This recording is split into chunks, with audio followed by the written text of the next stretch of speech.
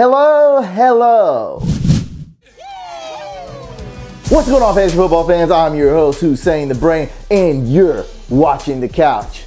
These are my Week 15 DFS NFL picks. Now on to the picks. We have games going on Saturday, and there's some obvious picks. There's some expensive guys. I'm going to go with some of the less obvious, and I might mention some players from the Saturday games, but they are not in the main slate. So I'm going to focus more on the players that play Sunday during the first wave of games and Sunday during the second wave of games. For quarterbacks, I got Aaron Rodgers. Yes, there's risk here, but look at the price, and it's Aaron Rodgers. Look, Rodgers hasn't played in a while, but he's facing the Panthers. The Panthers are a very good run defense. They have a very good front seven, but their secondary and their pass defense isn't great. Now, it's not atrocious or anything like that. I just mean the way to attack the Panthers is with a good quarterback through the air, and who better to do that than Aaron Rodgers? This guy's not even priced that high at only $6,800.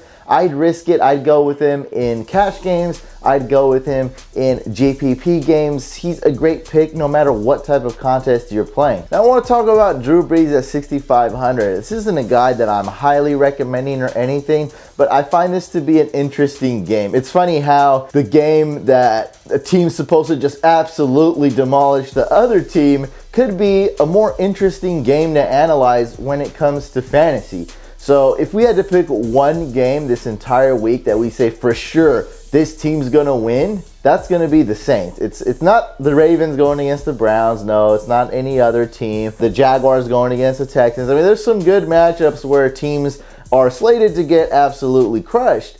But the Saints, they're 16-point favorites. They're playing at home, going against Bryce Petty, no Josh McCown. They're definitely going to win. Now, the thing is the Jets front set similar to the Panthers D. Obviously, the Jets D is nowhere as good as, let's say, the Panthers D, but this is a defense that can be attacked through the air as well.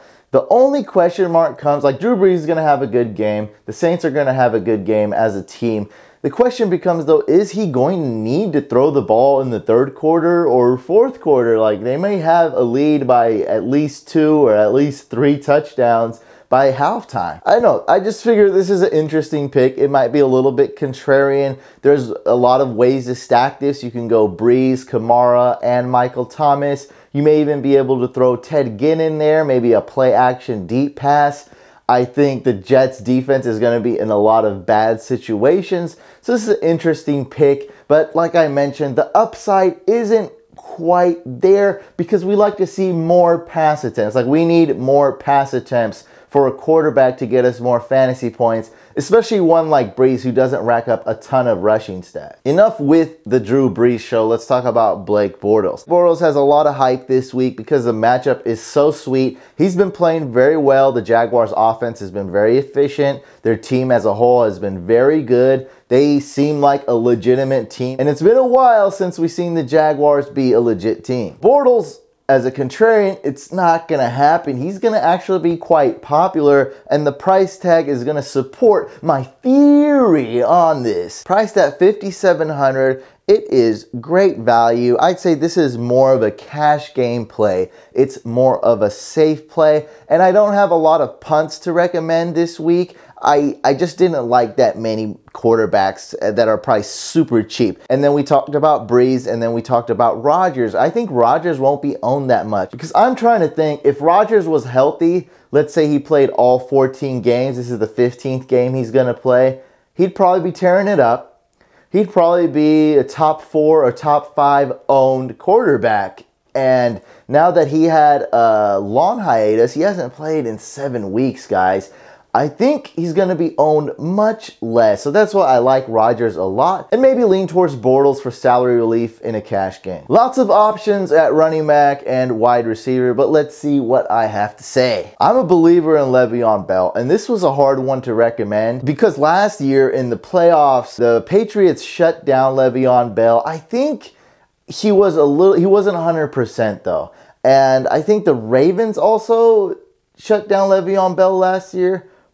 That was last year. I don't see it happening again this year right now. how Le'Veon Bell is playing, he's out of his mind. He's completely unstoppable, guys. There's just no way. And on DraftKings, when it's full PPR, there's no way you're going to stop this guy. The Patriots' run defense isn't that bad. We know they're well coached. They're smart, but defense just doesn't have it this year. We've seen them get crushed by Drake last week. And I know it's only one game, but if you can't stop Drake and the Dolphins, there's just no way you're stopping the 3 Bs. Well, with Boswell, it's the 4 Bs. I mean, Big Ben to Antonio Brown, you have to focus on stopping that. You got to focus on stopping Juju Smith-Schuster, who's in the slot, who the Patriots have trouble defending the slot position wide receiver. And then you have Le'Veon Bell, a guy who can easily catch 7 to 9 passes. Right there, that's 7 to 9 fantasy points. Can easily get 20 carries. This guy can easily get 100 rush yards and 100 pass yards. Woo! Well, anyway, 9,300 Le'Veon Bell going against the Patriots, the most expensive running back, but a guy that you may want to squeeze in your lineup if, let's say, you pick Bortles in a cash game. I think pairing those two is a good idea. With Bortles, you'll be able to save a little bit of salary. Then we have Kamara, a guy I'm highly recommending again, 8,600. The main reason I like Kamara is the Saints are going to have a lead. They're going to run the ball. But just in case something happens, let's say Bryce Petty actually throws a touchdown, the Jets actually score 2 touchdowns, Kamara can also catch the ball. One of the best I've seen, period, at catching the ball. Potential's the sky with this guy. Monday Night Football is the Falcons at Tampa Bay. I think this price is just totally bonkers.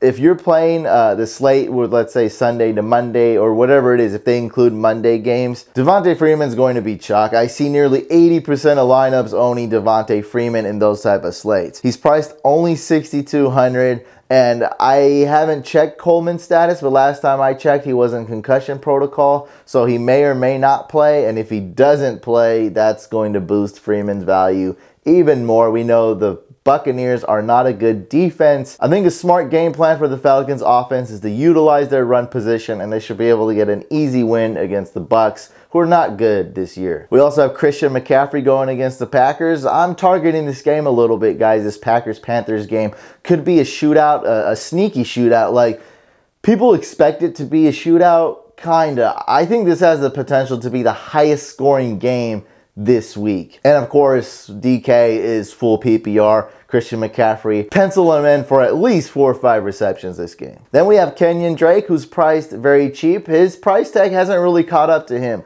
This guy could be special, man. He's a really good running back. And I won last week thanks to him. He had a great performance against the Patriots. Drake, only 5,800, playing in Buffalo. And I don't think there's going to be crazy snow. There may not be snow. Cold weather, of course. I've actually went to Buffalo when it was snowing.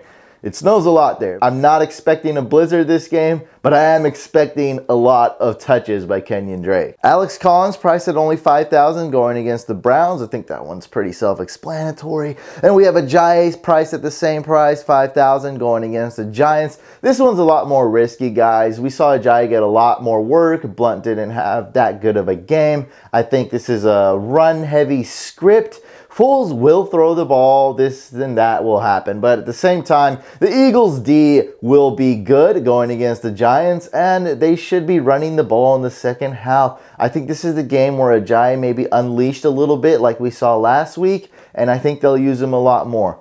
There absolutely is risk, though. The risk is that Blunt and Corey Clementine, as I like to call him, I don't know why, but Corey Clementine might get some touches too. So there is risk there. There is a potential 3-headed monster in Philly, but I think Ajayi is a go. I think he'll be much less owned. I don't know. He did get a lot of carries last week, but I don't see him being that well owned. So more of a GPP pick, more of a risky pick at running back, but yet a cheap one. Then we have Rod Smith, 4,500. He's not in the main slate. He's playing Sunday night. He's a Dallas Cowboys running back going against the Raiders. I like him more so because it's full PPR and he catches more balls than Alfred Morris. Price is cheap. Then we have Jonathan Stewart at 4,100. Don't have much confidence in him. He had a good game last week, so he'll be much more owned. So I don't know how many, I didn't look at how many people picked him in lineups, but I'd imagine like 2% or 1%. Like I did not see any lineups with Jonathan Stewart last week.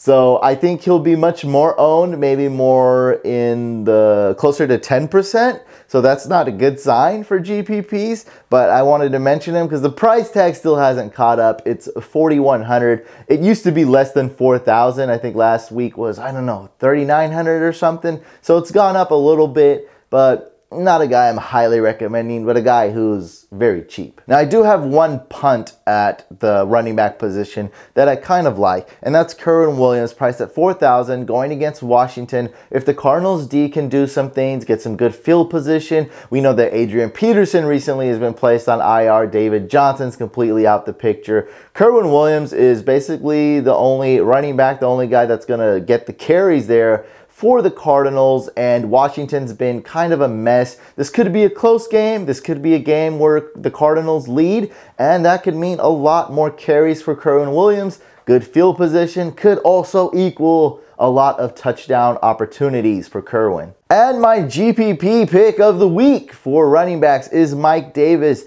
priced at 4,000, going against the Rams, playing at home. Okay, so he has a questionable tag. Last time I checked, he had a questionable tag on DraftKings. That's already going to deter some people. And it's Mike Davis. It's not like he had a game, like a breakout game where he balled out. So he's going to be a contrarian pick. That questionable tag is going to ensure that for us. And he's playing at home. I like that a little bit more. I always give a boot. When the Seahawks are at home, I think that's a huge advantage. The Seahawks, they can very well win this game. They can have a lead. They can run the ball possibly in the second half. We all know the Rams, you can run on them. I mean, their defense is pretty good, but some teams have been able to run on them. I think Mike Davis is going to be the clear-cut featured back for the Seahawks. He was a full participant in Thursday's practice, so that's a good sign. I wouldn't worry too much about injuries there when it comes to him.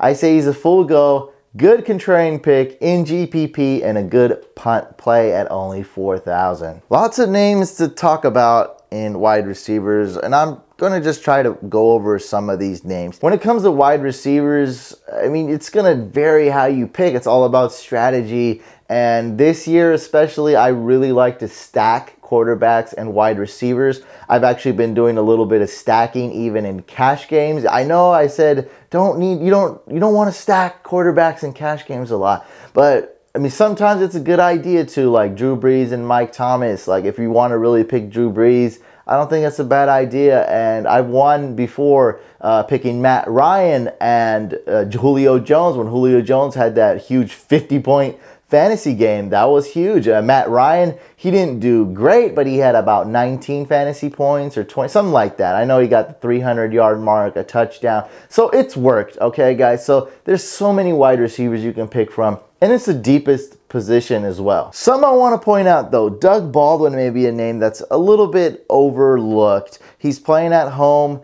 Russell Wilson, best quarterback in fantasy. I like that. He can definitely have some plays against the Rams. I like that he plays in the slot. Then we have Funchess. I think 6,600 is a good price for a wide receiver that's so, like, do you guys expect Funchess to get a touchdown? Let me know. Leave a comment. Let me know. Do you expect Funchess to get a touchdown? Because I do. I mean, he's so likely to get a touchdown and so likely to have a good game playing against the Packers. We have Jordy Nelson at 6,300. Jordy is more of a GPP play, more of a stack with Aaron Rodgers, but had to point, in case somehow you guys overlooked that, 6,300, pretty cheap for Jordy Nelson. The risk is there, but so is the upside. I don't know why, but I'm not too big on Jarvis this week, but had to mention him because his price is 6,100. That is so low for probably the most reliable wide receiver in fantasy, the most consistent one, and one that's really good when it's full PPR scoring. We have Marquise Lee priced at 5,800 going against the Texans. A lot of hype on Westbrook, and Westbrook's price is still cheap, so people may be going more towards the Westbrook pick. I'll be going more towards the Marquise Lee pick, who's much more expensive. Could be a little bit contrarian. And Stephon Diggs, man, I'm not going off this pick. For some reason, I still have faith in Stephon Diggs. He's priced at 5,800. No one's going to be picking him anymore. I'm still riding the train. Even though there may not even be a Stephon Diggs trade, I'm still riding it. I still have a first-class ticket. I believe in him going against the Bengals. And Kyle Rudolph may not play, so I guess more targets possibly for Diggs. I like this sleeper pick, Chris Hogan going against the Steelers. One that I don't have much confidence in, but why do you need confidence when you're doing GPP, right? When you're doing a big prize pool, go for Hogan. What is he going to do? He's going to get you big plays, or he's going to put up a stinker. And that's what we like in GPPs. Rashard Matthews is priced at only $5,300 going against San Francisco. Cheap. Then we have Kelvin Benjamin.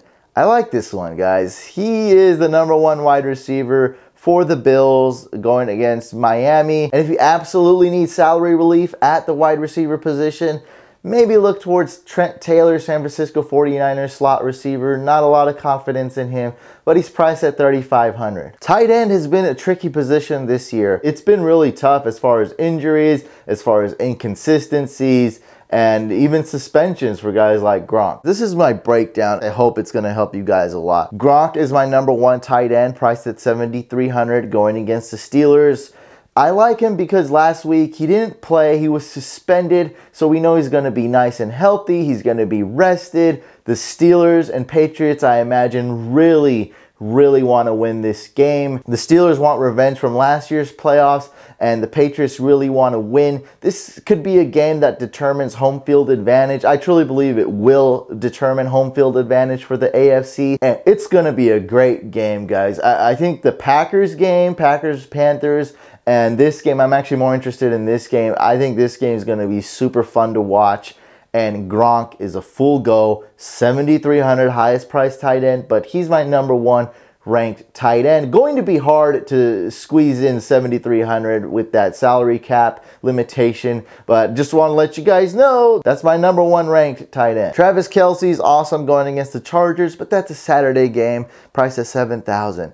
Then for GPPs, I like Zach Ertz. Less people will pick him. He was injured last week, so automatic 0 points. And Nick Foles is playing, so Zach Ertz, let's say he'd be owned in, I don't know, 15% of leagues. Maybe this week it'll only be 10% of leagues. By the way, he's facing the Giants. Giants are horrible at defending the tight end position. Tight ends always score touchdowns against the Giants, always. I don't have much faith in Evan Ingram, and that's why he makes for such a good GPP play. We all know Evan Ingram is basically a wide receiver, and I was watching the Colts game Thursday night, and I was like, you know what, Jack Doyle is basically a wide receiver this game. They shipped off Dorsett to the Patriots. Moncrief, I don't think, was playing that game, so who else? They threw the ball to a lot to the running backs, and I mean, Jack Doyle he's basically a wide receiver. You know he's going to get targets, especially in a game where the team's going to be down, and that's a similar case with Evan Ingram, but Evan Ingram is a much better wide receiver than Jack Doyle.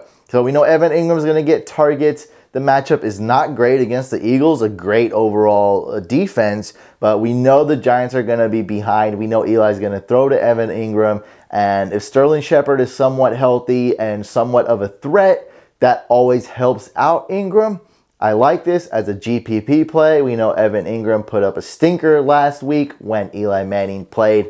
And I'm saying Eli Manning played because 2 weeks ago, Geno Smith played, and Evan Ingram had the best game of his life. Now, here's a guy kind of like Mike Davis. Jimmy Graham put up 0 fantasy points last week. He played against the Jags, guys, and that's a tough matchup. The best defense, hands down. So Jimmy Graham put up 0 fantasy points. He had 2 targets, 0 catches. He has a questionable tag. A lot of people picked him last week. Not as many will pick him this week. And at only $4,900, Jimmy Graham is okay in all types of formats. Greg Olsen is my ultimate GPP pick. He was in over 90% of the offensive snaps, I believe, last week. He didn't catch any balls. Did he get 1 target? 1 or 2? Whatever. He didn't do anything last week. But this week, he should be more involved in the pass game. And he's facing the Packers. I told you guys I'm targeting this game heavily. My ultimate GPP play at $4,000. And if you pick Cam Newton at quarterback, which isn't a bad pick, I think you have to stack him with Greg Olsen. Take the risk there. He's not going to be highly owned, and his price is super cheap. Like, you'll be able to make this salary cap work. And my cheap tight end of the week is hands down Vernon Davis, only $3,900. like we said, this tight end position is tough to predict, so why not get a cheap one if you're not going to get one of those elites that I mentioned earlier. Defenses was a little bit tricky, but after I broke it down in my head, it's not as tricky anymore. I narrowed it down to about 7 defenses, which I know some of you are like, yeah, that's great. That's a lot of defenses. But hopefully this will help you guys out a lot because the way I analyze it. So let's start off with the cheapest one actually. So the absolute cheapest defense that I would consider picking is the Bears defense in case they pull off an upset and beat the Lions at 2,500. This is a good pick because it's cheap. It's super risky. Like, let's say I had 10 lineups, I'd only pick the Bears in 1 lineup. So that's how much confidence I have in them. But I always try to give you guys cheap options. So Bears, nothing more than a high risk pick. Then we have a super risky GPP pick, and that's the Browns defense. Just like the Bears, I think the Browns have the potential to pull off a huge upset here and actually beat the Ravens. Now, will this actually happen? Probably not, but they got a real shot. It's a division game. The Browns defense isn't horrible, and if Deshaun Kaiser somehow doesn't turn the ball over, this could be a real game, guys, and the Browns just might get their first win. We know the Ravens offense hasn't been good a lot of games. They've been okay some games, especially with Alex Collins toting the ball, but let's see what happens. Let's give them a shot. Priced at 2,600, not too bad. More of a GPP play. I mean, if you pick them in cash games, you're crazy. Then we have the Vikings going against the Bengals. The Bengals team's a mess. Vikings are a great team.